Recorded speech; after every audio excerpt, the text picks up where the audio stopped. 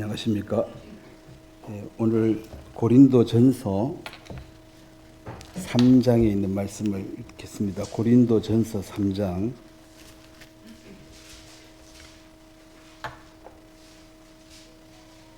고린도전서 3장 1절 제가 읽겠습니다.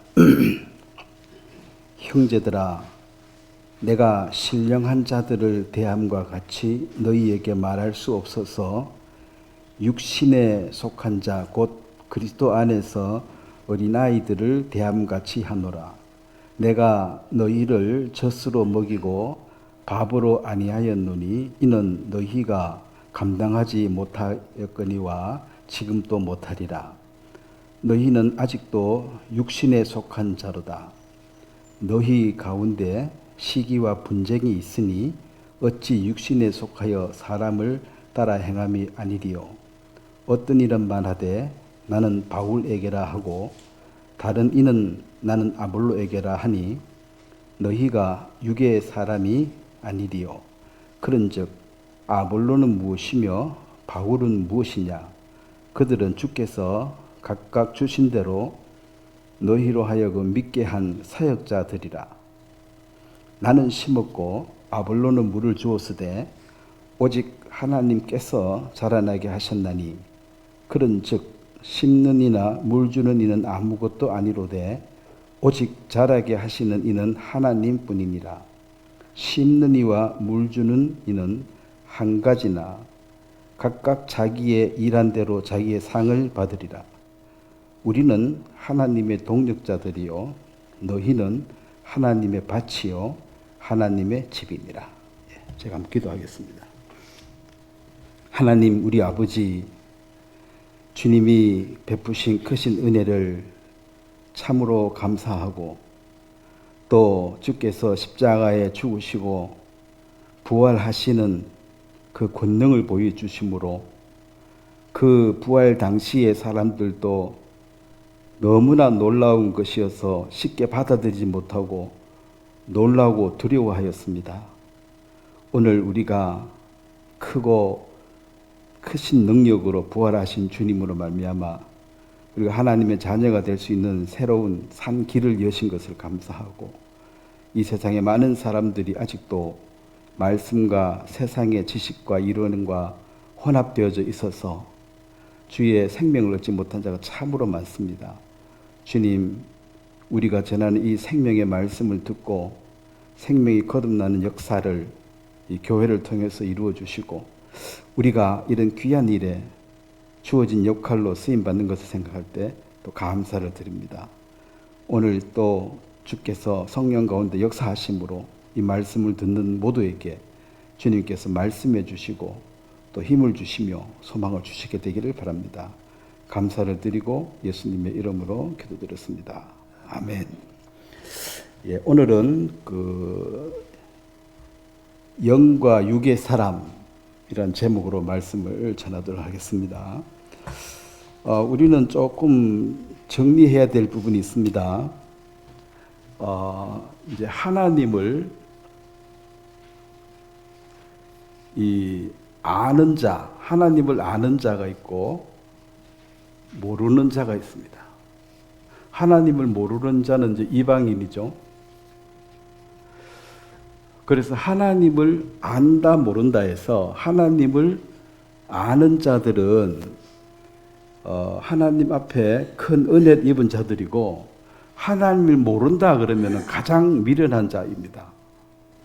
그 다음에 이제 하나님을 아는 자가 있고 그 다음에 복음에 관해서 복음을 또 아는 자가 있고 모르는 자가 있습니다. 복음을 아는 자는 이 복음을 안다 이 말은 이제 거듭나서 이 사람은 거듭남에 체험이 있어서 하나님의 이제 자녀가 된 사람이고 하나님은 아는데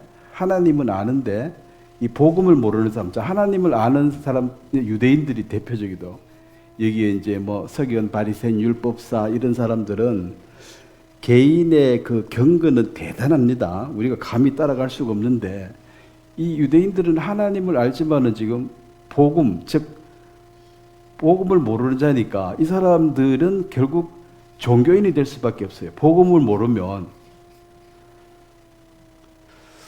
자, 오늘 이제 이 여기 말씀은 또 복음을 아는 자 중에서 거듭난 사람 중에서도 또 나뉘어지는 게 신령한 자 같이 대한다. 신령한 자가 있고, 그 다음에 육신에 속한 자. 그래서 이제 하나님을, 자, 첫 번째 하나님을 아예 모른다 그러면 이 사람은 하나님과 아무 상관이 없는 것이고, 하나님을 아는데 두 번째 이제 복음을 모르면 주님이 태어나시고 죽으시고 부활한 이 사건을 통해서 무슨 일이 일어난지를 모르니까 그냥 어떤 하나님이 계신다, 뭐 그것 사상 자체는 좋지만 생명이 없습니다. 이 복음은 생명이 있으니까. 그 다음에 이제 세 번째가 신령한 자에 속하면, 여기는 이제 그리스도의 형상까지, 그리스도의 형상, 그리고 그 사람의 삶을 통해서 예수님의 형상이 나타나는 사람, 즉 바울과 같은 사람들이죠. 바울은 특별히 하나님 앞에 은혜 입은 사람이고, 그 다음 이 육신에 속한 사람들은 오늘 이제 여기 말씀입니다. 육신에 속한 사람이 누구냐? 이 사람들은 자, 여기 이제 말씀을 보겠습니다. 3장 1절에 보면, 형제들아 내가 신령한 자들을 대함같이 너희에게 말할 수 없어서. 이 신령한 자라는 것은 이제 성령 충만한 사람이죠. 그러니까 성령 충만해서 또 신앙이 성숙한 자들입니다. 그런데 그 뒤에 보면 육신에 속한 자, 곧 그리스도 안에서 어린아이와 대함같이. 육신에 속한 자를 어린아이라 그랬어요. 어린아이는 뭐 지난주도 얘기했지만 젖을 먹는 사람, 아무것도 생산적인 일을 못하는, 물론 생명을 인하여 기쁘고 즐겁고 감사하고 잔치할 일이지만은 그 자체가 어떤 생산적이거나 도움이 되는 일은 할 수 없는 어린아이와 같은 자다.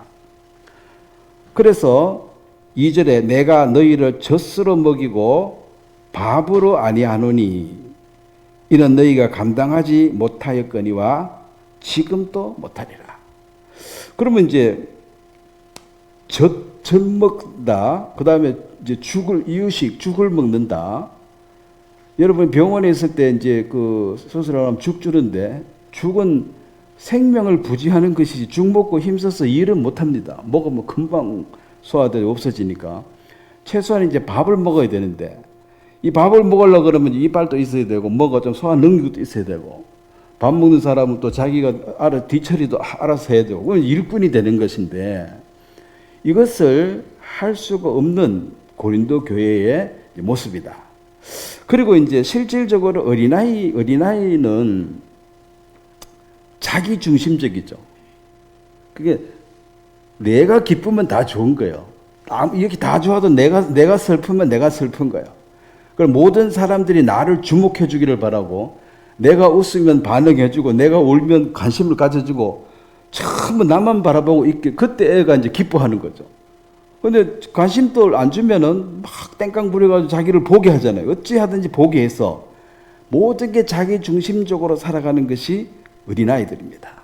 그리고 이 신령한 사람들을, 신령한 사람을 또 다른 말로 하면, 내 인생의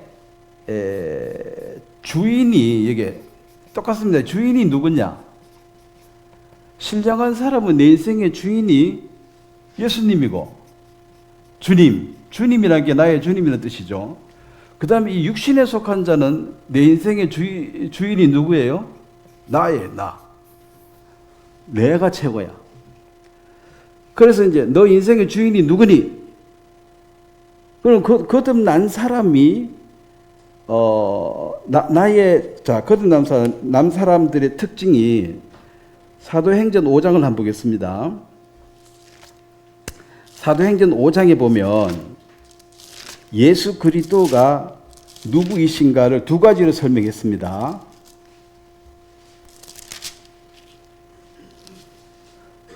31절입니다. 사도행전 5장 31절에 보면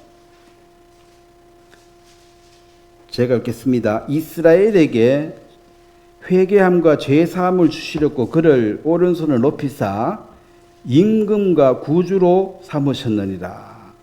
우리는 이 일의 증인이요 하나님이 자기에게 순종하는 자들에게 주신 성령도 그러하니라 하더라.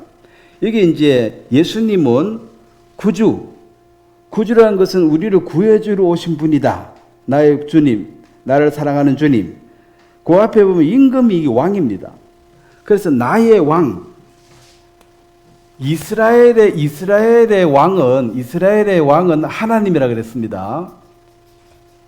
그래서 이제 나의 왕이 하나님이다. 내가 주인인 사람들은 모든 것이 자기 중심이에요. 자기가 자기를 기쁘게 하기 위해 살고 다른 사람도 나를 기쁘게 해주는데 있는 존재들입니다. 내가 누구를 기쁘게 하기 위해서 사는 이것을 이제 희생이라 그러고 헌신이라 그러는데 희생과 헌신은 원래 인간에게서 없는 마음이에요. 어린아이가 다 안 좋지만 하나 좋은 게 정직하다는 것이죠. 정직해요. 먹고 싶으면 먹고 싶다 그러고 빼앗고 싶으면 그냥 빼앗고 어른은 먹고 싶어도 체면 때문에 참는데 애들은 정직하니까 힘 약하면 때려버리고 이렇게 하는데 그게 뭐 잘됐다 잘못됐다 말할 수가 없는 게 그냥 먹고 싶어서 먹는 거예요. 이거 빼앗으면 안 된다 하는 아직 법이 없어요. 먹고 싶으니까 먹었지. 그러니까 이제 내 인생의 주인이 예수님이 되어진 이 사람을 이제 성령의 인도를 받는 사람, 성령 충만한 사람, 주인을 위해서 희생하고 헌신하고 살아가는 사람.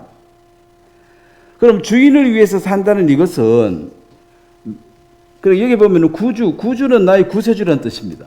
구주가 되는 동시에 나의 주인이시다. 그래서 우리가 주님이라고 말하는 것은 이제 나의 왕, 나의 주인, 마이 보스, 그 보스를 위해서 살아야 되는 거예요. 그런 이제 삶을 나누었습니다. 그래서 이 세상 우리가 사람을 볼 때, 저 사람은 하나님을 아나 모르나. 이게 이제 첫 번째죠. 아나 모르나. 그 하나님을 모르면은 모르는 대로 이제 얘기를 해야 될 것이고, 하나님은 알아. 하나님을 아는데, 그 다음에는 복음을 아나 모르나. 복음을 알아야 생명을 얻지요. 그러면 이제 복음을 안다 모른다를 나누어서 복음을 모르면 복음을 가르쳐 줘야 되고 복음을 아는 자 같으면은 그럼 이 사람이 신령한 자에 속했느냐 성령의 인도를 따라 사느냐 아니면 육신에 속해 가지고 육체의 욕구죠. 육체 욕구 중에 제일 이제 강한 욕구가 뭐 식욕, 그죠? 그다음에 잠을 자야 되고 뭐 성적인 욕 이런 것들을 추구하면서 평생 살다가 보통 죽죠. 인생 뭐 있나 하고 이제 열심히 즐기고 살다 죽자. 이게 이제 사람들의 생각입니다.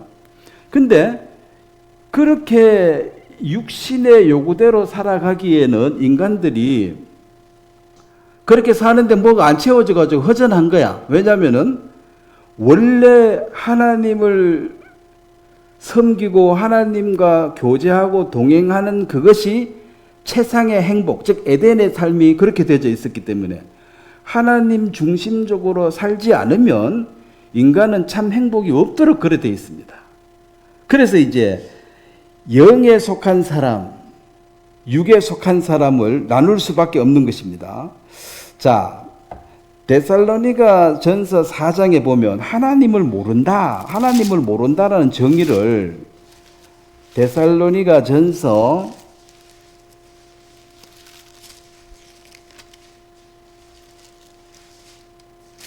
자, 4장 5절 제가 읽겠습니다. 하나님을 모르는 이방인과 같이 세욕을 따르지 말고.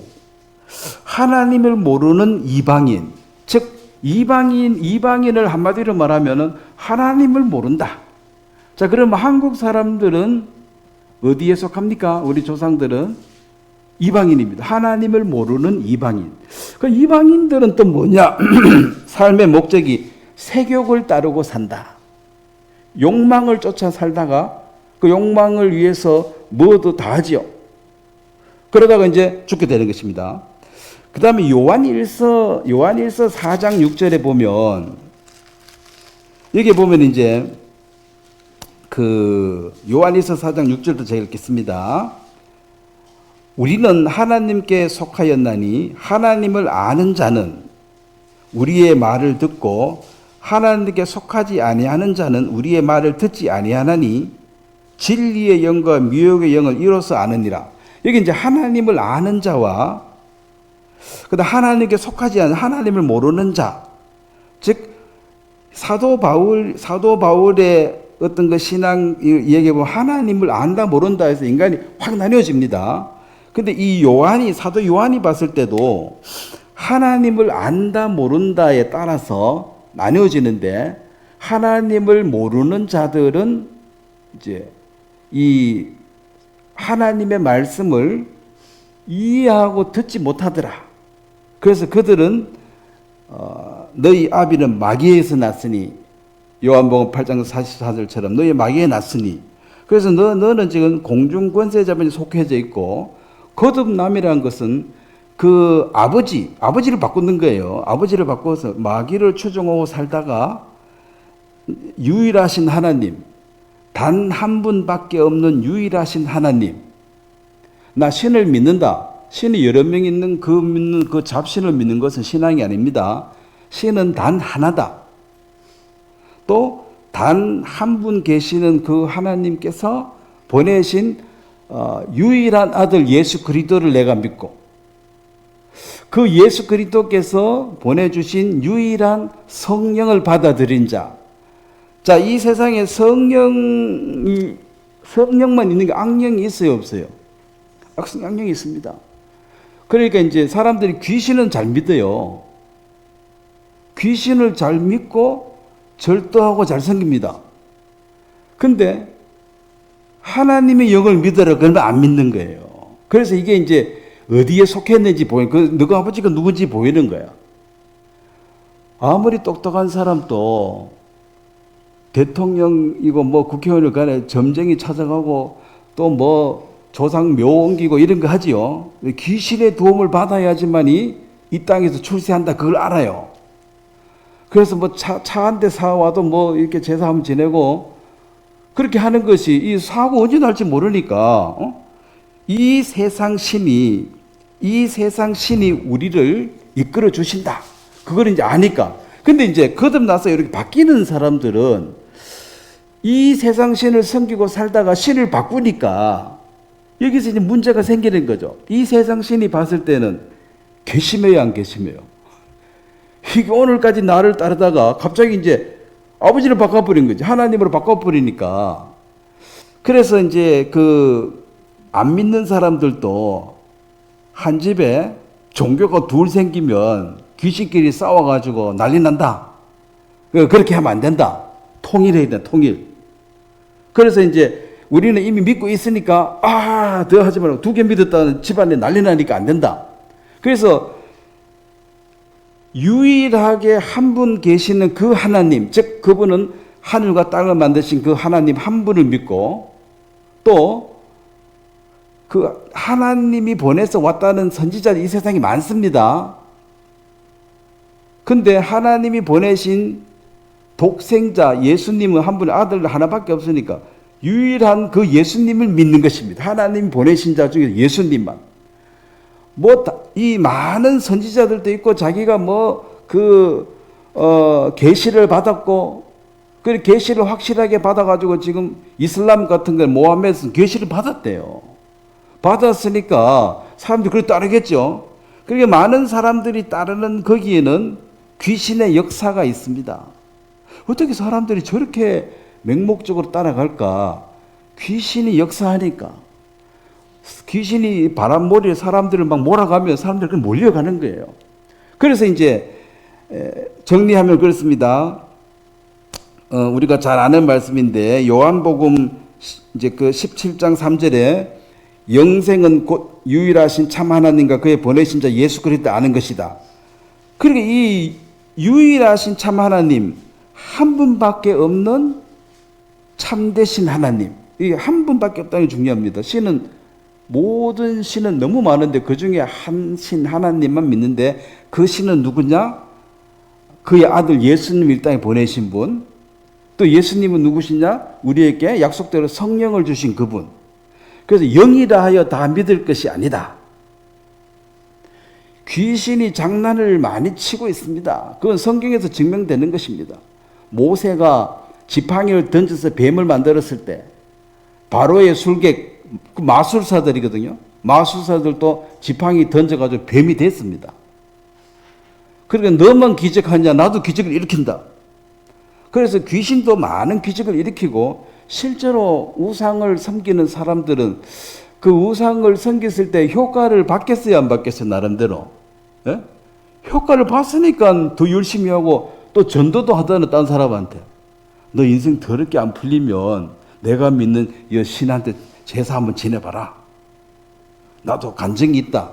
참 어려웠는데 하니까 인생이 풀리더라. 그래서 뭐 유명한 점쟁이 그럼 사람들이 막 전도회가 끌고 가서 사람들이 그거 계속 가잖아요. 그런 것처럼 분명히 이제 확실하게 그 변화를 받은, 확실하게 깨달은 그 하나님의 사람들. 자, 그 다음에 이제 이 복음을 안다 모른다도 이것도 두 번째도. 그럼 하나님을 아는데 복음을 모르면 어떻게 되느냐? 데살로니가 후서 1장을 한번 보겠습니다. 하나님을 안다고 너무 자랑스러워하고 있는 사람들이 유대인들입니다. 우리는 하나님 너무 잘한다.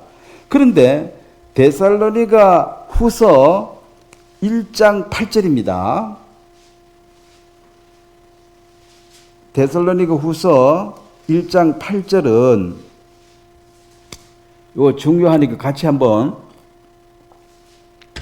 읽도록 하겠습니다. 하나님을 모르는 자들과 우리 주 예수의 복음에 복종하지 아니하는 자들에게 형벌을 내리시리니. 자, 9절도 이런 자들은 주의 얼굴과 그의 힘의 영광을 떠나 영원한 멸망의 형벌을 받으리로다. 자, 그러면 하나님은 안다고 말했는데 복음에 우리 주 예수의 복음을 복종하지 않는 자. 이 복종이라는 이 말이 예수님이 이 땅에 오셨을 때 내가 하나님의 아들이라 이렇게 말하면 그게 논리적으로 믿어지는 말이 아니에요. 예? 니는 내는 똑같은 사람인데 네가 왜 하나님의 아들이냐. 그리고 특히 예수님하고 한 동네 같이 살던 사람들, 아니면 예수님의 그 가족들조차도 안 믿을 수밖에 없지요. 30년 동안 조용히 살다가 요한에게 세례를 받고 난 이후에 나는 하나님의 아들이라고 말하니까 그게 믿어지겠냐는 것입니다. 자, 상상을 해서 여러분들이 타임머신을 타고 예수님의 옆집에서 태어나 같이 살았다. 한 30년 같이 살았는데 느닷없이 내가 하나님 아들이라고 말하면 믿어지겠어요? 안 믿어지죠. 그리고 나는 3일 뒤에 부활한다. 그리고 내가 다시 온다. 이런 모든 얘기들이 이게 상식적으로 이성적으로 믿어지는 말이 아니기 때문에 복종이란 말을 했습니다. 하나님의 아들 예수 그리스도의 그 말은 네가 이해하고 안 하고가 예수님은 중요한 게 아니고 믿든지 안 믿든지를 네가 선택하라는 것입니다. 이해가 안 되는데 이해가 안 될 말을 예수님이 하시죠. 내가 아브라함보다 나이가 많다. 아브라함 전에 있었다. 이런 말 들어서 사람들이 아무리 좋게 봐라 그래도 그거는 봐줄 수가 없는 게 좀 이상해졌다는 거지. 나이 30밖에 안 됐는 게 뭐 아브라함이 언제 사람인데 네가 먼저 있었다 하냐? 그러면 성부 성자 성령 하나님은 원래 계셨으니까 먼저 있었는 맞지만은 이제 육체를 입고 이 땅에 와가지고 그 말 하니까 아무도 안 믿어주더라는 거죠. 그래서 이제 그 말에 복종하지 않는 자들은 결국은 영원한 형벌을 받는다. 그래서 하나님을 모르는 자와 복음을 모르는 자는 똑같습니다. 그러니까 유대인이나 이방인이나 결국 복음을 모르면 똑같이 멸망을 당합니다. 그래서 유대인의 나음이 뭐가 있느냐? 유대인이 하나님의 선택을 받았는데 유익이 뭐가 있느냐? 유익은 없습니다. 유대인에게 특별히 너희들은 다 구원해준다, 뭐 다 천국 간다 그런 약속이 없어요. 유대인을 하나님이 도구로 사용하셨습니다. 뭔 도구로 사용했습니까? 예수님이 이 땅에 태어나서 그 족보로, 예수님의 족보로. 그래서 마태복음 1장에는 아브라함과 다윗의 자손 예수 그리스도의 세계라, 아브라함과 다윗의 후손 예수님의 족보라 이 말입니다. 그래서 네 유대인 대단하다. 왜냐하면 육신적으로 예수님이 거기서 태어났다는 거죠. 그렇지만 예수님이 태어나서 옆집에 산다 할지라도 옆집의 사람은 더 잘 믿어진다. 그게 아니라는 거죠. 저는 지금 태어난 게 감사해요. 그때 예수님 옆집에 살아도 저는 못 믿었을 것 같아요. 예? 갑자기 하나님 아들이 갔는데 믿어지겠어요? 그래서 이제 하나님을 알지 못하는 사람들에게는 무서운 심판, 즉 영원한 형벌은 그 지옥 간다 이 말입니다. 그래서 우리가 이 땅의 사람들하고 이제 대화를 하다 보면, 이제 하나님을 모르는 사람하고 대화를 하면, 자, 대화를 할 수 있죠. 왜? 나도 하나님 모를 때가 있었으니까, 뭐 정치 얘기, 뭐 종교 얘기, 뭐 텔레비 얘기 이런 거 하면 아무 문제 없이 얘기 잘해요. 우리 바보가 아니니까 얘기 잘하는데, 이제 내가 믿는, 내가 알고 있는 얘기를 하면은 하나님 모르는 사람들은 그때부터 이제 이해를 못 하겠다고 말한 거예요. 그래서 그런 말 하려고 그러면 말하지 마라 그래요. 입을 닫아라. 말하지, 그런 말 하려면은 다시는 오지 마라. 듣기 싫다는 거죠. 그래서 우리는 어떤 위치에 있는데, 뭐 미친 사람처럼 맨날 얘기한 거 그거는 합당치 않습니다. 어느 시점이 되어져서 하나님이, 자, 내가 이 말을 하면 이 사람이 이 내 말을 듣겠다는 믿음이 있을 때 말을 하셔야 돼요. 바울이 안전뱅이에게 일어날 믿음이 있음을 보고 일어나라 그랬거든요. 내가 일방적인 것이 아닙니다. 이게 믿음은 같이 손을 잡는 것이기 때문에.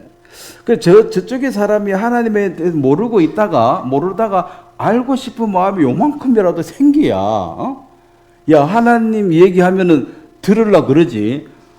모르고 있는데 행복하고 만족하고 알고 싶은 마음이 1도 없는데 하나님에 대해서 얘기해 줄게 그러면은 듣고 싶지 않다는 거죠. 아까운 시간을 왜 그 쓸데없는 얘기 듣냐. 그래서 안 듣는 것입니다. 자, 그 다음에 그걸 이제 성경에서 뭐라고 얘기했는지, 오늘 이제 본문 말씀에 보면은, 성경적으로 그 고린도전서 3장 그 앞이 2장입니다. 2장에 보면, 2장 14절에 보면, 육에 속한 사람은 하나님의 성령의 일들을 받지 아니하나니, 이는 그것들이 그에게는 어리석게 보이며, 또 그는 그것들을 알 수도 없나니 그러한 일은 영적으로 분별되기 때문이다. 여기 14절에 보면 거듭나지 못한 자연인, 그냥 태어나가지고 그대로 그냥 착실하게 살아가는 사람입니다. 자기 위치에서 하나님의 성령이 주시는 것을 받아들이지 않는다. 무조건 거부하게 돼 있습니다. 자연인 상태로 있는 사람들은. 그런 것은 영적으로만 이해할 수 있기 때문에 그들에게는 미련하고 어리석게 보이는 얘기를 하고 있다는 거죠, 지금. 그래서 말은 안 하지만은 예수님 믿고 예수님을 어떻고 저떻고 얘기하면은 이제 자연인, 육에 속한 사람들은 참 바보 같다. 저 사람 뭐 좀 괜찮은 줄 알았더만은 그 교회에 빠져가지고 저래 멍청하게 사네. 아이고 불쌍해라. 그 말이 요만큼 차 있어요. 그 얘기를 곧 하고 싶은데 또 한번 성질 내니까 안 해서 그렇지. 딱 차 있어요, 요만큼. 그래서 조롱하고 멸시하고 있습니다. 참 미련하게 산다. 이 아까운 시간을 그런 데 갖다 보내고 이 피 같은 돈을 그런 데 갖다 쓰고 있다. 참 멍청하다. 그 자기로서는 이해할 수가 없어. 거기까지라. 앞으로도 이해가 되느냐? 앞으로도 계속 이해가 안 돼요. 왜냐면 우리도 예수님으로 거듭나기 전에 하나님의 은혜를 잊기 전에는 그런 태도를 갖고 살았기 때문에 이해가 잘 가는 거죠. 그리고 그 유다서에도 보면 유다서도 한번 보겠습니다. 유다서는 어디 앞에 있습니까? 계시록 바로 앞에 유다서 1장 18절 그 장 하나밖에 없죠.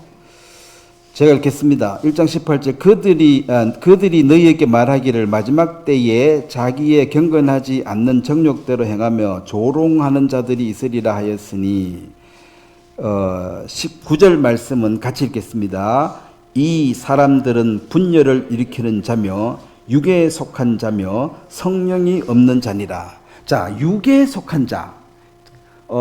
이제 하나님을 모른다. 이것도 똑같고, 하나님을 모르는 자도, 육에 속한 자도, 하나님을 모르는 자와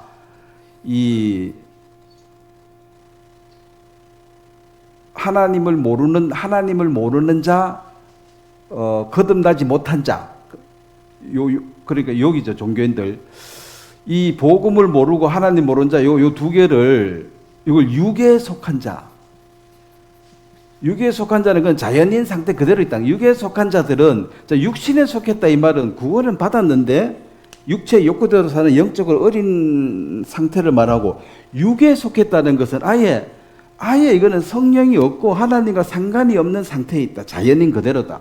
그래서 하나님을 모르는 것도 같고 그 유대인들도 육에 속한 자가 돼버려. 하나님의 성령이 없으니까. 그래서 예수님이 너희들은 이방인하고 똑같다. 넌 자연인이다. 너 아버지는 마귀다 했을 때 유대인들이 강력하게 거부한 것이, 우리는 하나님을 아는데 이방인도 하나님 모르는데 어떻게 똑같냐. 우리는 하나님 한 분 계신 거 너무 잘 알고 있는데.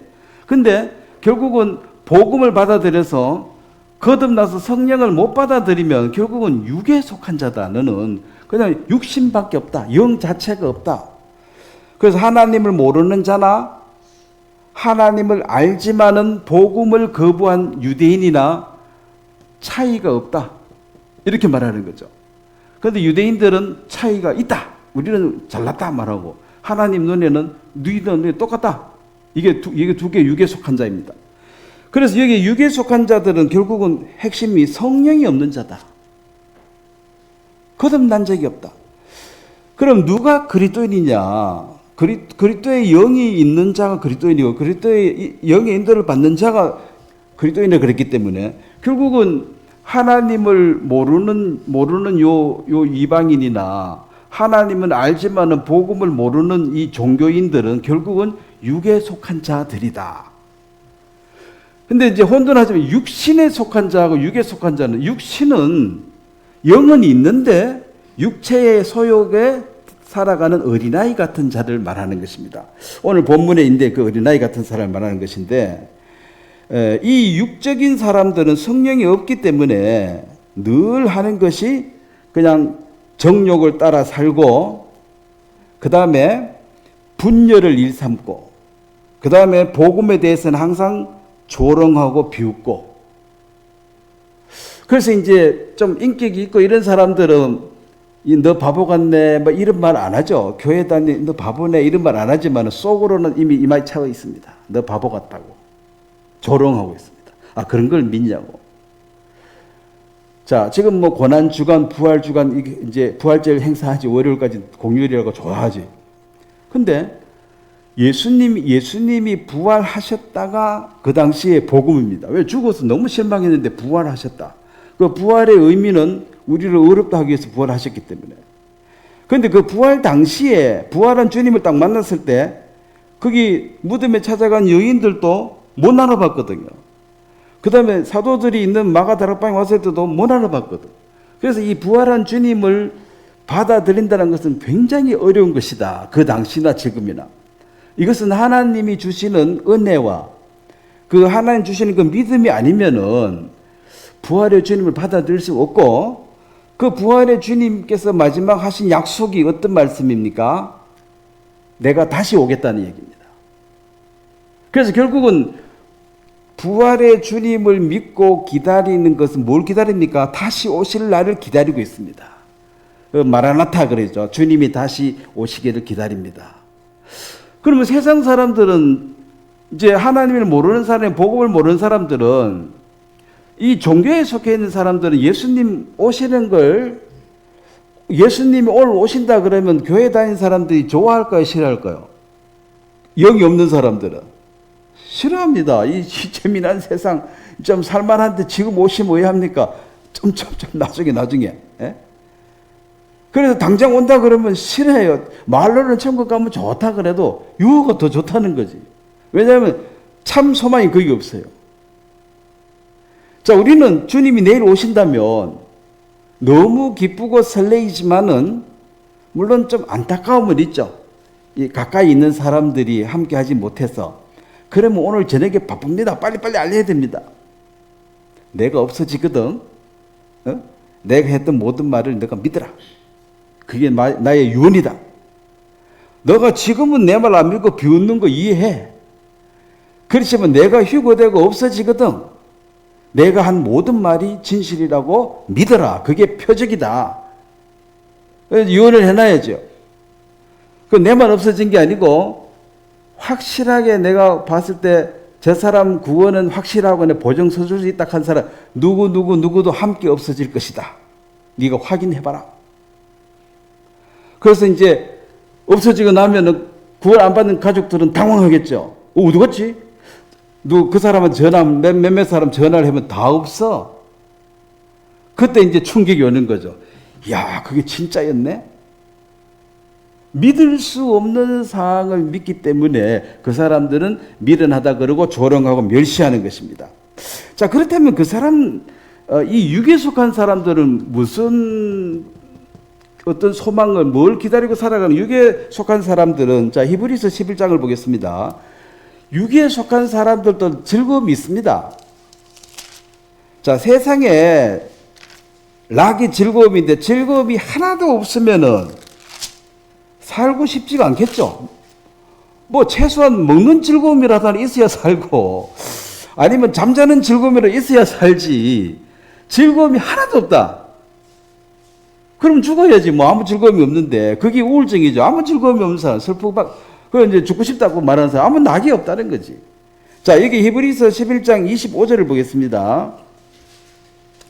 사람들이 누리는, 자연인들, 육에 속한 사람들이 누리는 것이 있습니다.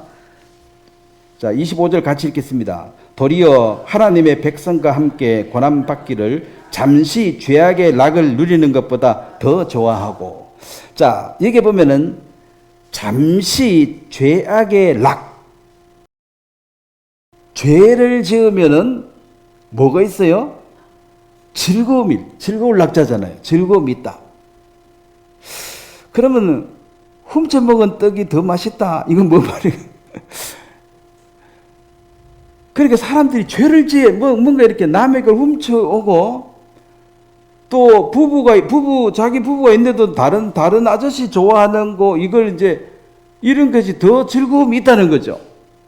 먹지 말라 한 마약 먹으면 더 즐겁고, 뭔가 죄를 지었을 때 그 낙이 있으니까 세상 사람들은 모든 즐거움의 밑바닥은 죄악의 낙입니다.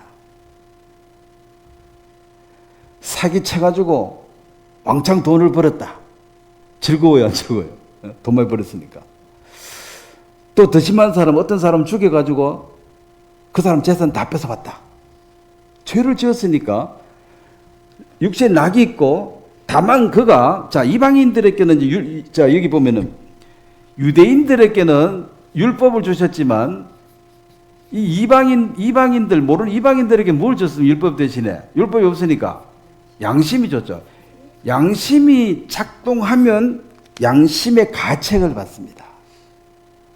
근데 이 양심의 가책이라는 것도 이게 문자와 성문화돼서 가지고 서로 양심이 깊이가 달라요. 어떤 사람은 조그만한 거에도 양심의 가책이, 어떤 사람은 이만큼 해도 아무 감각이 없대. 그래서 양심이 두께가 다 달라가지고 반응이 오고 안 오고가 다 달라요. 뭐 죽여도 괜찮은 사람도 있고, 그 죽이려고 생각만 해도 가책받는 사람도 있고, 그거 다 다르니까 그게 또 애매하죠. 어쨌든 간에 세상 사람들은 왜 하나님의 백성 되는 것을 거부하느냐면, 거기에 뭐 즐거움이 너희들이 있다 하지만은, 그거는 내가 안 해봐서 모르겠고, 이 죄악의 낙이 너무 즐겁고 좋다는 거지. 이걸 다 끊고, 이걸 다 버리고, 하나님의 백성과 사는 즐거움을 쫓아가라고 내가 봤을 때는 고난인데 안 간다는 거지. 내가 바보냐? 얻은 게 더 즐거우지 나는 잘 안다는 것입니다. 그 뒤에 베드로 후서에 보면, 그러면 영에 속하면 신령한 사람들은 죄를 지으면 어떻냐? 베드로 후서 2장 7절 제가 읽겠습니다.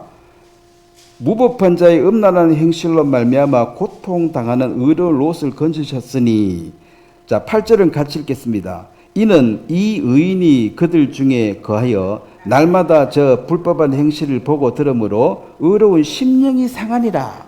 여기서 보면은 음란한 소돔 고모라죠. 소돔 고모라는 음란했습니다. 그 음란한 소돔 고모라에서 이제 살다가 보니까 이 롯 빼고는 전부 죄인이니까 그들은 날마다 즐거워. 날마다 죄를 지으니까 날마다 즐거워요. 근데 롯은 육신은, 구원을 받은 육신이나 구원 안 받은 육신이나 육신은 차이가 없죠. 이 육체는. 그 육신은 같이 즐기면 돼요. 근데 그 심령이 상하더라. 그래서 의인은 죄를 지으면은 막 즐겁고 막 기분이 좋아야 되는데 마음이 상해가지고 마음에 고통이 오더라. 그래서 죄인과 의인의 차이 거기에 있습니다. 죄인도 죄를 짓고 의인도 죄를 지어야 안 지어요? 네? 죄 안 짓는 것처럼 말하면 안 되죠. 똑같으면 죄를 짓습니다. 그럼 죄인은 죄를 지으면은 낙이 즐거움이 있고, 의인은 죄를 지으면은 마음이 상한다. 그래, 마음이 상하니까 한두 번 하다가 못 하는 거지. 왜냐면 즐거우려고 죄 짓는데, 즐거워야 되는데 하고 나니까 마음이 상하고 마음에 상처가 자꾸 생겨. 그러니까 이제 자동적으로 한 번, 두 번 하다가 못 하게 되는 거죠. 그래서 그러니까 육에 속한 사람들, 이 육에 속한 사람들은 오로지 죄악의 낙을 의지해 산다. 그래서 세상 사람들, 여러분 만나는 모든 사람들, 인생 별거 없더라. 인생 뭐 있냐. 먹고 마시고 즐기고 살자. 그 술 먹는 사람들은 오늘 죽자. 내일은 없다. 그렇게 생각하고 산다 하더라고. 내일 생각하면은 안 되고, 오늘 먹고 죽자. 그래서 건배할 때 먹고 죽자 하고 오늘 죽자 하고 먹으니까 이제 내일이 없는 거죠. 그래서 오늘 밤만 즐거운 거야. 뭐 내일 어찌 될지는 관심이 없고, 그건 내일 생각해보고. 근데 그러면 이제 즐겁다는 거지. 그래서 이 세상엔 가장 음란한 것이 그 죄악에 가장 하나님이 싫어하는 것입니다. 하나님께서 뭐 이렇게 물건을 훔치고 뭐 이런 거는 뭐 물건 훔쳐도 큰 문제가 없는데, 이제 이 인간 자체의 몸을 사용해서 죄를 짓는 것, 음란한 걸 하나님 제일 싫어하시는데, 근데 이 세상엔 점점 음란한 쪽으로 가는 것이, 이제 자기 남편이 있는데 다른 남자와 사귀는 이것이 즐겁더라는 거지. 죄인은. 왜? 그 죄니까. 한 명보다는 두 명이 있으니까 더 좋더라는 거죠. 또 좋으면 또 전도할 거 아니에요. 야, 너는 남편만 보고 사냐? 바보처럼. 인생 뭐 있냐? 즐겁게 살아야지. 남자친구도 있어야 돼. 에이. 그러면 자기가 또 간증을 해줘. 너무 즐겁더라. 그럼 귀가 솔깃하죠. 그래서 계속 하다 보면 결국은 그 사람의 어떤 상태를 알려면 그 사람 친구를 보면 알 수 있어요. 누구하고 제일 친한가. 그 친구가 그런 부류의 사람이면 언젠가는 그걸로 물들겠어요, 안 들겠어요? 예? 물들게 돼 있어요. 그래서 구원받은 사람들은 세상 사람들하고 아주 친하게 지낼 수가 없는 게, 친하려고 하면 같이 죄를 지어야 돼. 그래도 같이 이렇게 같이 묶어져 가지고 이제 서로 발설 못하도록 이 사람 죄를 내가 덮어주는 게, 뭐 같이 죄 짓으니까 이거 들키면 나도 들키는데, 그래서 서로 덮어주고 해서 겉으로 보면 잠잠한데 이 밑으로는 엉망이라는 것입니다. 왜냐하면 그 죄악의 낙을 그들은 즐기고 살아갑니다. 이방인들의 모든 기도와 모든 섬김, 모든 것은 결국 하나님이 아니기 때문에, 자, 고린도전서 10장입니다. 이방인들이 하는 모든 종교 행사는, 모든 기도와 모든 제사는 누구에게 하는 것이냐? 자, 고린도전서 10장 20절입니다. 제가 읽겠습니다. 무릇 이방인이 제사하는 것은 귀신에게 하는 것이요 하나님께 제사하는 것이 아니니, 나는 너희가 귀신과 교제하는 자가 되기를 원하지 아니하노라. 자, 이방인들, 즉 하나님을 모르는 자와 복음을 모르는 자들은 열심히 기도하고 열심히 제사를 지르고 뭘 하든 간에 그들은 하나님을 섬기는 것이 아니라 뭘 섬긴다? 귀신을 섬기는 것이다. 자, 그러면 우리 조상들 정성을 들여서 제사 많이 했지요. 엄청 정성을 들였습니다. 제가 우리 할아버지는 그 새벽 2시 돼야 이제 제사를 하는데, 빨랫줄 그 철사로 맺는 거 엄청 힘들거든요. 빨랫줄 이렇게 이쪽에 한 2개 매놨는데, 그걸 이제 풀으라 그래요. 풀어. 제사 때마다. 그 귀신이 오다가 못 걸린다는 거지. 풀어가지고 철사 내놨다 다시 멜락하면 굉장히 힘들어요. 에? 그래 몇 번 하다가 나중에 내가 이제 조금 커서 초등학교 1, 2학년쯤 됐기 할아버지 귀신이 피해서 오지 왜 못 걸리냐 하니까, 이놈의 자식 그런 말 하면 안 된다 하면서 입을 띄지 마라. 제사할 때는 말하지 마라 그래요. 아니 또 이제 추운데 문을 열어요. 이제 들어와야 된다고. 또 마지막에 또 문을 또 열어. 이제 가신대. 그 귀신이 알아서 좀 못 들어나. 추워 죽겠다 그러면 말하지 말라고. 이러면서 말하면 안 된다고. 그래 이제 그런 거는, 그걸 보면 할아버지는 성심을 다해서 우리 할아버지 위에는 또 산소에 가가지고 1년씩 매일 밥 떠다 주고 또 그 위에는 아예 거기 집 짓고 3년 사니 그랬다 하더라고. 그렇게 정성을 들여서 했는데, 그 모든 제사는 누구한테 한 거라고요? 귀신이 받아먹은 거예요. 귀신이 받아먹은 거죠. 나는 귀신한테 안 했는데, 나는 죽은 할아버지 할머니한테 했는데, 그 죽은 할아버지 할머니는 없어요. 거기 없는데 귀신이 다 받아먹었다는 거지. 자, 베드로전서 4장 보겠습니다. 베드로전서 4장 3절 제가 읽겠습니다. 베드로전서 4장 3절. 너희가 음란과 정욕과 술 취함과 방탕과 향락과 무법한 우상 숭배를 하여 이방인의 뜻을 따라 행한 것이 지나간 때가 족하도다. 즉 우리가 이제 참 하나님, 예수님, 성령님을 모시는 거듭난 하나님 자녀가 되기 전에 우리의 모든 삶은 여기에다 기록된 것입니다. 음란과 정욕과 술 취함과, 그냥 술 한 잔 먹는 게 문제예요. 술 먹고 휘청쥐청거리고 막 헛소리하고 정신 나간처럼 돌아다니는, 그걸 술 취한 거예요. 그 사람의 몸뚱아리를 지금 그 사람이 지배하는 게 아니에요. 자기도 기억이 없대. 그럼 그 몸을 누가 지금 끌고 다니는 거예요? 귀신을 끌고 다니는 거지. 귀신이 엉뚱한 데 가서 옷벗어 챙기고 가무 지르고 제정신이 아니야. 그래서 술 취한다는 것은 정신줄 놓아버린 걸 얘기합니다. 그래서 술 먹는 자체를 죄악시한 것이 아니라 음식인데 뭐 적당히 먹으면 괜찮지요. 근데 그 술을 먹었던 사람들의 대부분이 정신줄 놓을 때까지 먹더라는 거지. 시작하니까 중간에 이게 자르지를 못하고 한 잔씩 계속 그게 10잔 되고 요 마지막에도 갔는데 또 마지막 하다가 밤새 마셔가지고 나중에는 뭐 옷 벗어 제끼고 감 지르고 또 이 도저히 사람이 못할 짓을 하게 되는 그걸 술 취함이라 그래요. 그래서 그 방탕 내가 술 취해가 정신이 없으니까 내 몸이 내가 뭔 짓을 하는지 내가 몰라. 내가 모르고 죄를 지어도 그 죄는 누가 받아야 돼요? 내 몸이 받아야 돼. 난 몰랐는데. 모르고 알고 중요한 건 네 몸이 범했으니까. 네 몸이 범했으니까 네가 받아야 돼. 그걸 방탕한 삶이라고 그래요.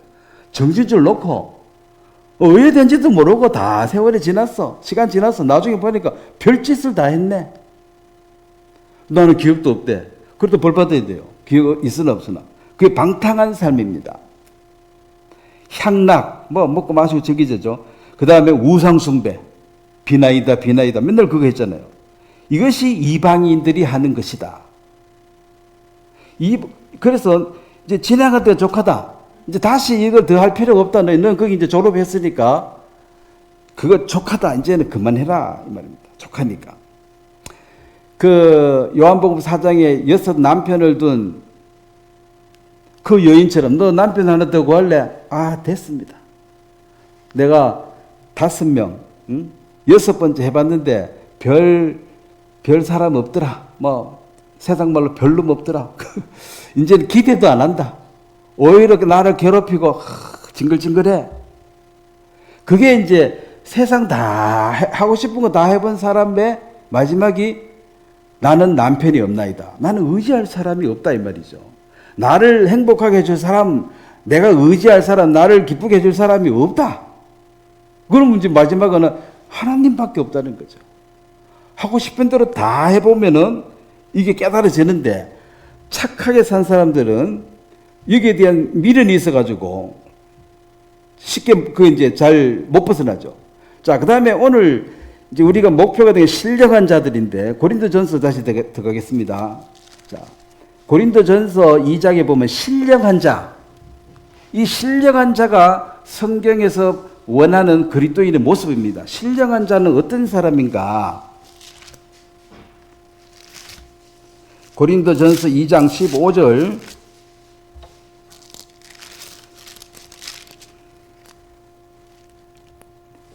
15절 신령한 자는 모든 것을 판단하나 자기는 아무에게도 판단을 받지 아니하느니라.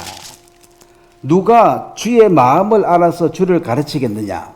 자, 우리는 이제 율법을 전하는 자가 아니고 주님의 마음을 알아서 이 주의 마음을 내가 전하는 자다. 그래서 너는 그리스도인의 편지다. 여기 보면은 신령한 자는 모든 것을 판단한다. 신령한 자는 영적인 사람은 모든 것을 이 세상의 모든 이치를 정확하게 판단하고 올바르게 분석을 잘한다는 것입니다. 구원받은 사람들은 말씀을 받은 너희는 신이라 요한복음이 얘기했는데 구원받은 사람들은 신입니다. 그래서 구원받은 사람들을 속일 수가 없어요. 구원받은 사람들 그 상대방의 속이 보여. 그 보려고 애써서 보이는 게 아니라 속이 다 보여요. 이 사람은 이런 마음을 가지고 이런 동료를 사는 거 그게 보여지니까 그 세상에 이제 판단을 다 할 수 있죠. 하나님을 모르는 사람, 생모 모르는 다 판단. 이거는 이제 신령한 사람들이 보는 그 눈, 즉 바울처럼 나는 그리스도의 형상을 본받고 너희도 나를 본받아라. 그 고린도전서 11장 1절에 나를 본받는 자가 되라. 내가 그리스도를 본받은 것처럼 너희도 나를 본받아라. 확실하게 말할 수 있는 이런 사람들은 세상의 이치를 처음과 끝을 다 봐버렸어요. 이 세상의 큰 그림을 다 알아요. 이치를 다 깨달아 버렸어. 그래서 나이가 젊어도 하나님 모르고 복음을 모르는 노인보다가 젊은 사람이 더 지혜로운 게 다 세상 이치를 다 깨달아 버렸어요. 그리고 두 번째 그 얘기가 자기는 아무에게도 판단을 받지 않는다. 이걸 이제 누구도 날 판단하지 말라 이렇게 해서는 안 되고, 여기서 하는 말은 나는 세상을 정확하게 판단하고 말할 수 있지만은 세상 사람은 나를 평가하지 못한다. 세상 사람들이 너 바보 같아 이런 말 했을 때 너는 나를 제대로 평가할 수 없어. 너는 네가 몰라서 나보고 바보 같다고 말하지 그 평가는 정확하지 않아. 그래서 세상 사람들이 하는 그 평가에 신경 쓰지 말라는 거예요. 그 사람들이 너 이상하다, 너 잘못됐다 아무리 얘기해도 아니 나는 정확하게 알아. 그러니까 나는 세상을 정확하게 판단하고 있는데 세상 사람들은 나를 정확하게 평가를 할 수 있다 없다? 할 수 없으니까 그들의 하는 말은 그냥 옆집에 개 한 마리가 짖는구나 이런 생각하면 돼요. 좀 미안하나? 그냥 한번 쳐다보고 지나가면 돼. 가서 왜 짖었냐? 왜 개한테 그거 따지면 돼야 안 돼요? 뭐 말이 안 통하는데 뭐 왜 짖었는 그냥 지금 짖고 싶어 짖었지.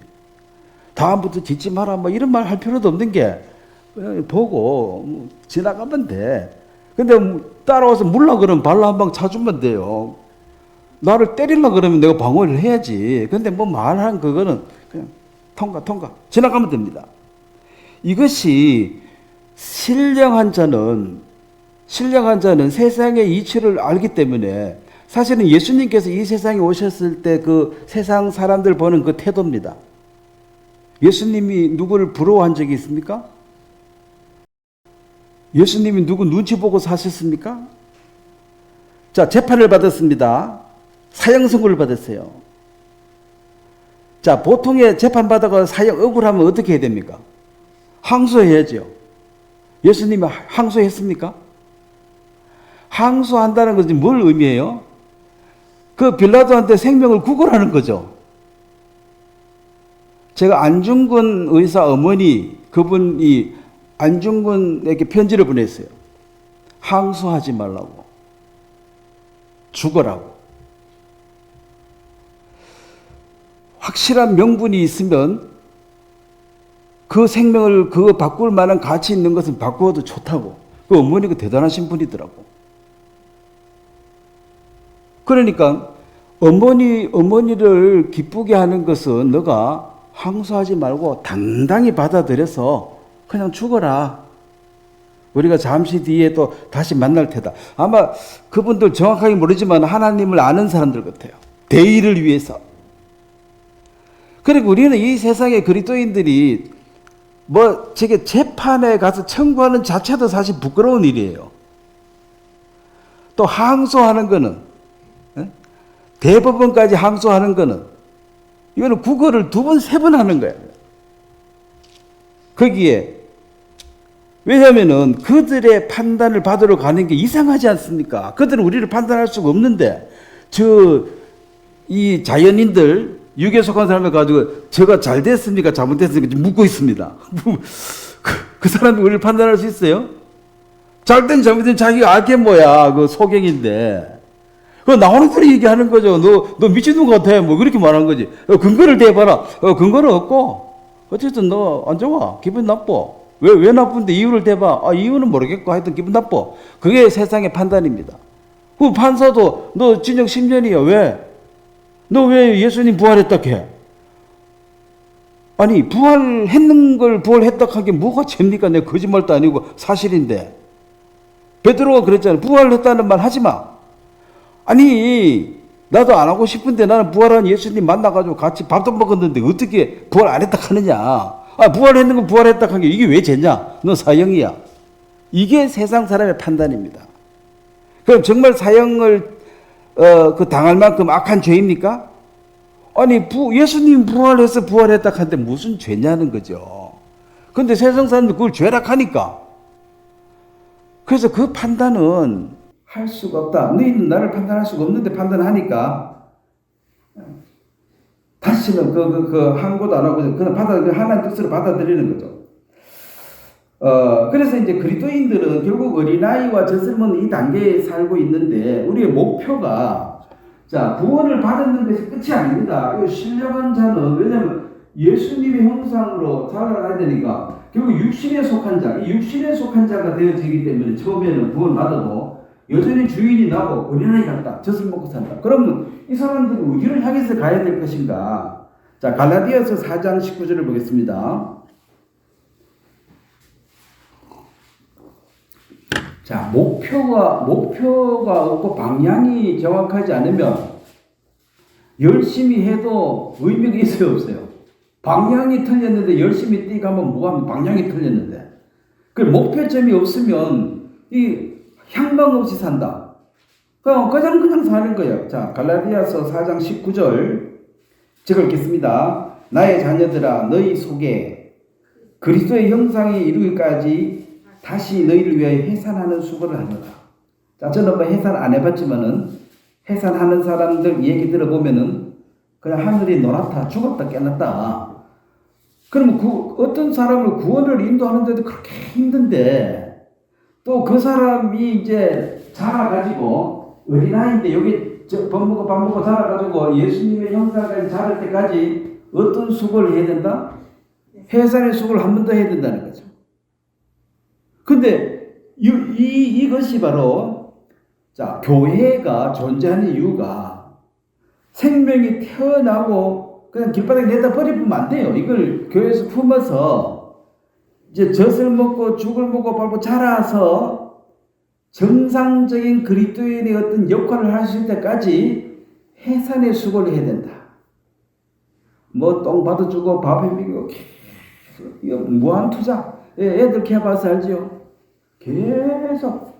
근데 그래 하는 것을 하나님께서 자원하는 마음으로 즐거움으로 그 일을 하게 하시는 분입니다. 고린도후서 5장 14절.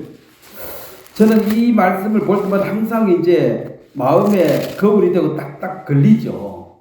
왜냐면은 우리는 이런 생각을 마땅히 해야 될 자인데 이렇게 안 살 때가 많거든요. 자기 중심으로 살 때. 고린도후서 5장 14절은 제가 읽겠습니다. 그리스도의 사랑이 우리를 강권하시는도다. 우리가 생각한데 한 사람이 모든 사람을 대신하여 죽었은 즉 모든 사람이 죽은 것이라. 15절은 같이 읽겠습니다.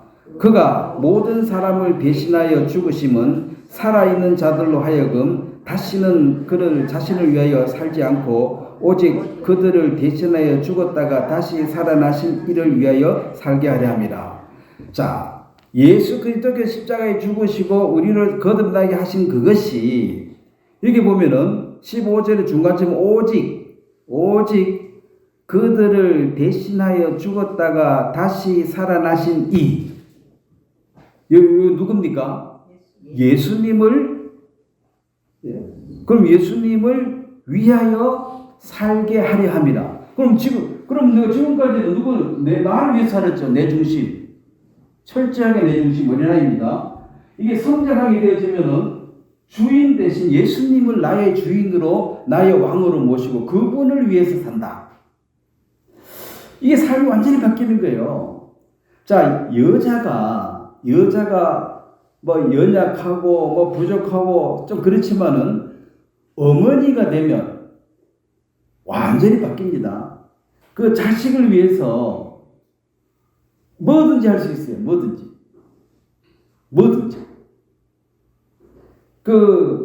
어저께 우리 애가 우리는 호주에 손자가 사니까 못 보잖아요. 그럼 이제 동영상 같은 거 찍어가지고 보내줘. 보라고. 근데 이제 새가 한 마리 있는데, 야, 저 새 잡으라 그래. 얘가 무서워 안 가려고 하니까, 이제 아빠, 같이 가자고. 가니까 요 새가 좀만해.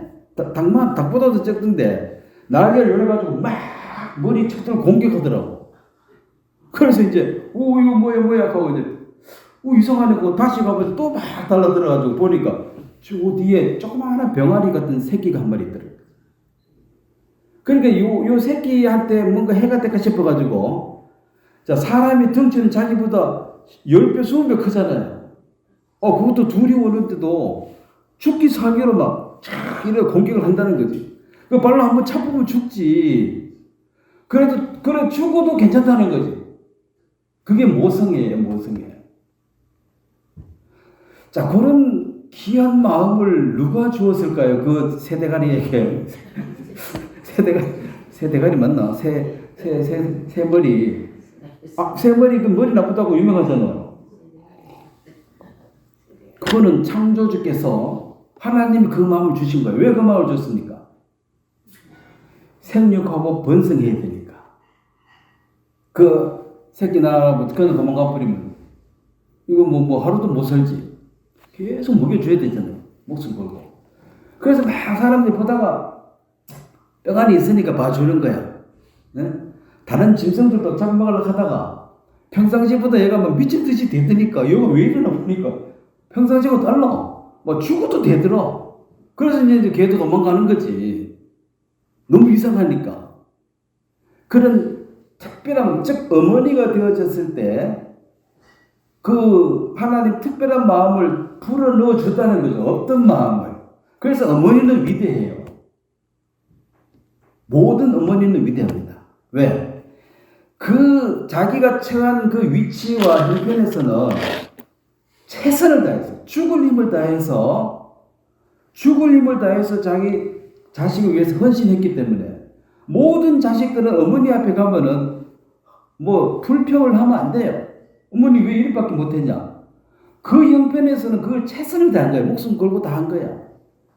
그게 다예요. 그거 더 이상 요구하면 안 되지. 그게 나올 수가 없기 때문에. 그래서 모든 사람들이 어머니 앞에 가면은 전부 다 고개 숙여야 되는 게, 다른 사람 앞에는 어떻고 저쩌고 이래도 어머니 앞에는 할 말이 없는 게, 내가 너를 위해서 목숨 걸고 낳았고 너 키운다고 또 목숨 한 번 더 걸었고 내가 목숨 2개를 너한테 갖다 바쳤다 이놈아. 근데 네가 나한테 해줄 게 뭐 있나 이 아줌마야 이거 하면은 이거는 이제 더 이상 상종을 못하는 거죠. 자, 본문을 보고 마무리하겠습니다. 그래서 사도 바울이 구원을 받았다는 고린도 교회 안에 이 문제가 많고 계모하고 동침하는 사람이 있고 술 취하고 방탕하고 그 당시에 그 우상 숭배하고 마지막에는 술 마시고 파티인데 그게 성적으로 또 문란하게 사는 것입니다. 그래서 거기 참여하지 마라. 거기 가서 술 마시고 그 성적으로 파티하는데 넌 이제 끼지 마라. 우리가 조상대대로 그래 왔는데요. 너는 이제 하지 말라고 이제. 그래서 그런 사람들이, 그러니까 양심이 없으면 사람도 동물하고 똑같습니다. 동물은 우리 개 보고 너 왜 그렇게 도덕적으로 문란하게 사냐 이런 말 못 하잖아요. 그래서 욕할 때 자꾸 개를 넣잖아. 가까이서 보니까 개가 안 좋아, 질이. 이 개보다 좀 낫네.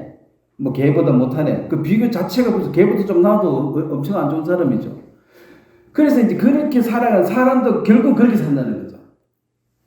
근데 고린도 교회가 문란하니까 그런 삶을 살고 있으니까 구원을 받아도 우리가 늘 그래 살아왔는데 그래서 이제 그 아나니아 삽비라 이런 사건을 교회를 정결케 하고 교회를 이제 구별시키는 것처럼 이 바로잡아 나가는 것이 바울의 그 숙명 같은 삶이었습니다. 어떻게 이 사람들을 이끌어갈 것인가? 네가 똑바로 살아 이렇게 안 되니까 자기가 앞서서 갑니다. 내가 그래도 보면 내가 앞에 가니까 네가 따라오라고. 그래서 나는 내가 이 형제 자매에서 목숨을 바쳐도 나는 아깝지 않다. 그래서 해산하는 수고를 하겠다. 내가 목숨을 걸겠다. 어떻게 하기 위해서? 형상을 닮을 때까지. 근데 어린아이로 있으면은 계속 파당 생기고. 자, 그래서 이제 결국은 신령해진 사람들은, 바울은 여러 동역자를 얘기했습니다. 디모데나 디도나 나의 동역자 디도, 디모데 계속 나오는데, 그런 동역자, 즉 바울의 하는 일에 믿음으로 함께하는 자, 즉 브리스길라 아굴라는 자기 목숨을 바울을 위해서 대신 바쳐도 좋겠다 하고 자진해서 바울을 도왔습니다. 그래서 이 복음 전하는 자들과 함께해서 살아가는 사람들이 이 신령한 삶을 그래도 형상이니 이렇게 살아가는 사람들이고, 그 다음에 이제 가난한 자를 멸시하지 말라 그랬습니다. 자, 그 얘기를 보겠습니다. 자문을 봐야 되는데, 가난한 자를 잠언 19장을 한번 보겠습니다. 가난한 자에 대해서 하나님 특별히, 이 가난하다는 것은 의식주 해결이 안 되는 사람입니다. 먹을 것이 없고 입을 옷이 없고 잠잘 곳이 없는 사람, 이 가난한 사람, 잠언 19장에 보면 19장 17절, 19장 17절입니다. 가난한 자를 불쌍히 이기는 것은 여호와께 구워 드리는 것이니 그의 선행을 그에 갚아 주시리라. 그 다음에 17장 5절 보겠습니다. 17장 5절. 자, 17장 5절 한번 같이 읽겠습니다. 가난한 자를 조롱하는 자는 그의 지으신 주를 멸시하는 자요, 사람의 재앙을 기뻐하는 자는 형벌을 면하지 못하리라. 자, 이 가난하다 이 말은, 자, 이 세상에 살아가는데 하나님이 예를 들어서 연극을 하면 너는 주인공, 너는 여자 주인공, 너는 깡패역, 너는 도둑놈역, 너는 뭐 어린아이역, 이제 배역이 서로 다르지 않습니까? 그래서 그 모든 사람이 연합해서 한편의 연극이 완성이 되고 마치게 됩니다. 이 세상 살 때도 하나님 그렇게 그냥 위치를 준 거예요. 너는 부자로 좀 그 역할을 해라. 너는 가난한 자로 살아라. 근데 연극에 들어가지고 거지 같은 배역 맡은 놈아, 이 거지 같은 놈아 이렇게 욕을 하면, 그러면 그것은 연극을 하는데 깨트리는 거잖아요. 거지 배역을 맡은 거지. 그 사람이 거지가 아니라는 거죠. 그 사람이 깡패 역을 맡은 것이 깡패가 아니라는 거예요. 그래서 그 역할을 맡아서 그렇게 살아가는 것입니다. 하나님이 나를 부자로 만들어준 부자 역할로 사는 거고, 하나님 나를 가난하게 해주면은 가난한 역할 위치에 살아가는 것인데, 그래서 가난한 자를 돕는 것은 여호와께 빌려주는 것이다. 자, 하나님께 빌려줬습니다. 원금 못 받을 상황이 있습니까? 하나님 떼먹겠어요? 이자 많이 쳐서 갚아준다는 거죠.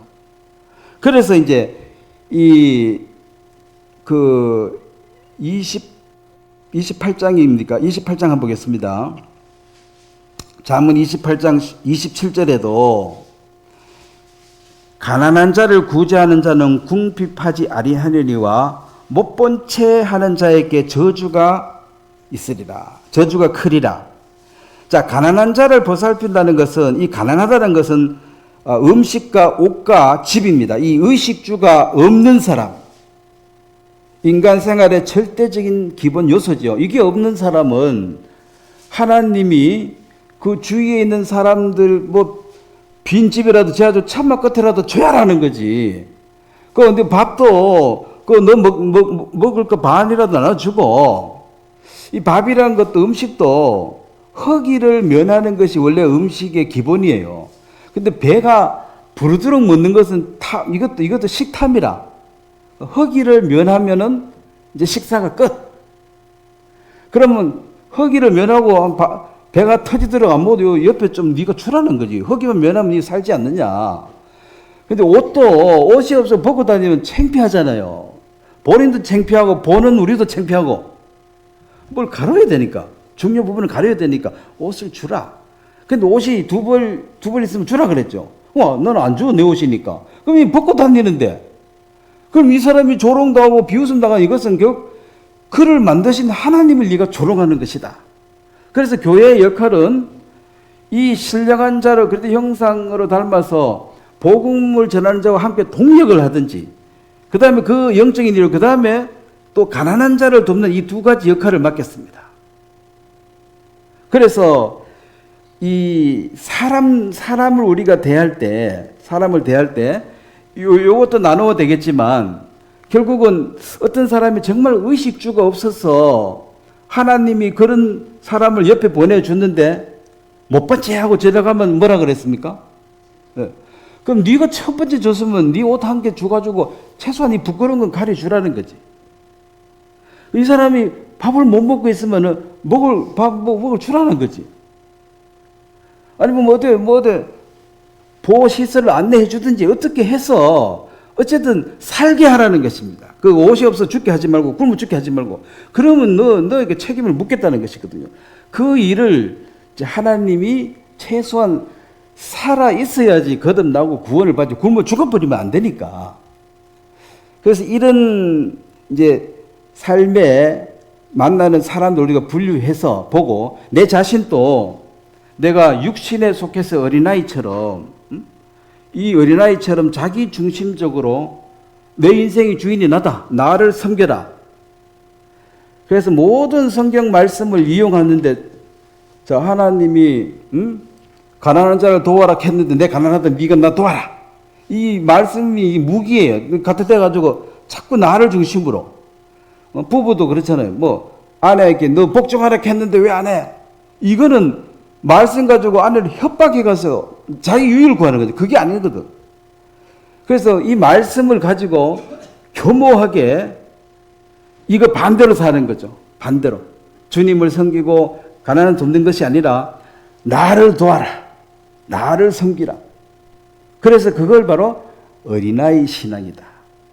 그래서 구원받은 사람들에게 하나님은 구원받은 것이 끝이 아니라 이렇게 성장해서 이제 어떤 주어진 역할을 너가 맡아서 해내는 것이다. 그게 크든 작든 그 일에 충성하는 것이 청지기의 입장에 직분에 있는 우리의 모습입니다. 오늘 여기까지 말씀드리겠습니다. 제가 한번 기도드리겠습니다. 하나님 아버지, 우리가 거듭나서 하나님의 이 복음을 전하는 일에 부족하지만 서주신 것을 너무나 감사하고 또 우리 주위에 정말 의식주가 해결이 안 되는 그런 불쌍한 사람이 있다면 그들을 일단 살게 하는 그 일에도 주님께서 우리에게 명하셨습니다. 그가 어떤 모습으로 있든 하나님의 귀중한 한 영혼으로 그에게 영원한 생명으로 거듭날 때까지 그들을 지키고 보존하는 것이 또 하나님의 뜻입니다. 이 교회 가운데 주어진 복음 전하는 일과 가난한 이웃을 돌보는 이 일에 우리가 작은아마 쓰임받고 또 기쁨으로 이 일을 동참할 수 있도록 도와주시게 되기를 바랍니다. 감사를 드리고 예수님의 이름으로 기도드렸습니다. 아멘. 예, 마치겠습니다.